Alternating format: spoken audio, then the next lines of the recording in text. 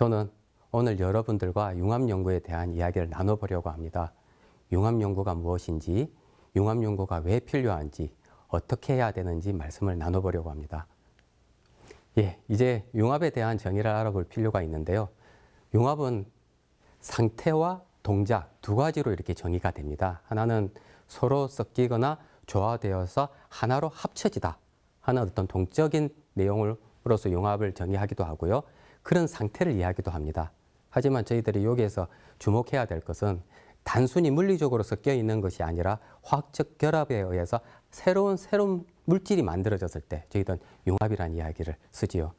이런 융합의 기본 개념을 토대로 경계 없는 다양한 시도와 도전, 그리고 발상의 전환과 새로운 접근으로 창조와 혁신의 완성점이 아닌 출발점을 만드는 것이 융합연구입니다. 그럼 융합연구가 어떤 범위에서 이루어질까요? 세 가지 이런 기둥이 있습니다. 먼저 신기술이 가운데 있고요. 그리고 왼쪽에는 학문, 오른쪽에는 산업이 있습니다. 저희들이 연구가 일어날 때 가장 대표적인 것은 기술 간의 융합입니다. 가운데 있는 부분이죠. 그걸 통해서 새로운 어떤 기술인 나노 바이오 소재 기술, IT 나노 소자 기술들이 만들어지고요.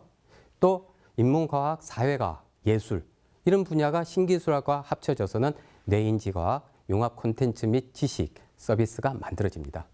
그리고 자동차, 건축 이런 기존의 어떤 산업들과 신기술이 합쳐져서는 지능형 자율자동차, 미래첨단, 도시 기술과 같은 기술들이 만들어집니다. 이런 부분이 융합연구입니다.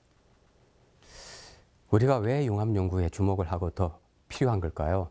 저희가 처한 상황이 굉장히 복잡하고 단순하지 않기 때문입니다. 22년 5월에 CO2의 평균 농도가 421 ppm을 넘었었습니다. 이게 어느 정도 높은 거냐면 410만 년 만에 가장 높은 농도라고 합니다. 그러면 410만 년 전에 지구는 어땠을까요? 해수면은 지금보다 25m가 높았고 날씨는 굉장히 급변하는 사람이 살기 매우 어려운 환경이었다고 합니다. 우리는 산업혁명 이후 170년 만에 2조 4천억 톤이라고 하는 이산화탄소를 내뿜으면서 이런 환경을 만든 겁니다. 저희가 여기서 주목해야 될 것은 최근 30년 동안 배출된 것이 거의 절반에 이르는 42%가 배출되었다는 부분입니다. 우리가 노력을 해도 줄어들지 않는 이산화탄소, 단순한 기술로 해결되기 어렵습니다. 융합적인 접근이 꼭 필요하다는 생각입니다. 2017년 저희 한반도 지도를 보면 몇 군데가 출산율이 너무 낮아 소멸될 것으로 위험성이 예고되고 있습니다. 하지만 100년이 지난 2117년을 한번 보시죠.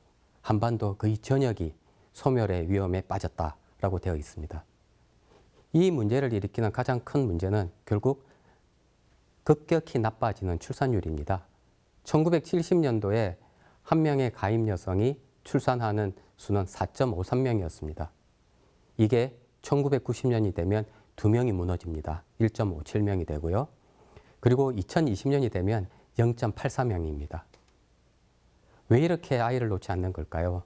양질의 일자리가 부족할 뿐만 아니라 주거 환경, 도시 환경, 해결해야 될 것이 너무나 많습니다. 융합적으로 접근하지 않고서는 해결할 수 없는 문제가 아닌가 생각합니다.